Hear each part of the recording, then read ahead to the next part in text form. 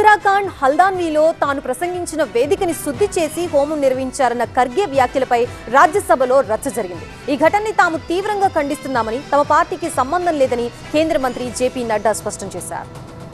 ఉత్తరాఖండ్ హల్ద్వానీలో ఈ నెల 8వ తేదీన తన పర్యటన తర్వాత వేదికను బీజేపీ కార్యకర్తలు శుద్ధి చేశారని రాజ్యసభలో కాంగ్రెస్ అధ్యక్షుడు ఖర్గే చేసిన వ్యాఖ్యలపై దుమారం చెలరేగింది. తాను రాముడిని అవమానించలేదని, అయినప్పటికీ బీజేపీ కార్యకర్తలు హోమం చూసి వేదికను శుద్ధి చేశారని ఖర్గే ఆరోపించారు. బీజేపీది ఎస్సీ వ్యతిరేక మైండ్ సెట్ అని, హోమం నిర్వహించాల్సిన అవసరం ఏముందని ఖర్గే ప్రశ్నించారు.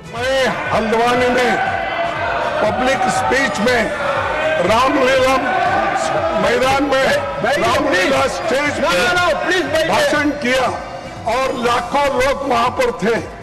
उस वक्त मैंने किसी समाज का, किसी धर्म का नाम नहीं लिया. सिर्फ मैं लोगों के समस्याओं को वहां पर बताया. लेकिन मेरे स्पीच होने के बाद कल वो लोग, बीजेपी के लोग सब मिलके हवन करके उस स्टेज का शुद्धिकरण करने का काम किए. ये you might have read in the newspaper.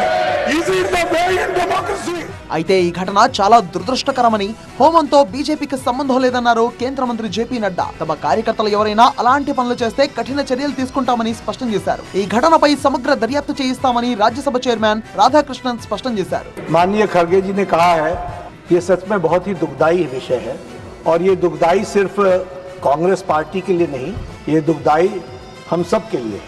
क्योंकि खड़गे साहब ने कहा कि बीजेपी के लोग थे.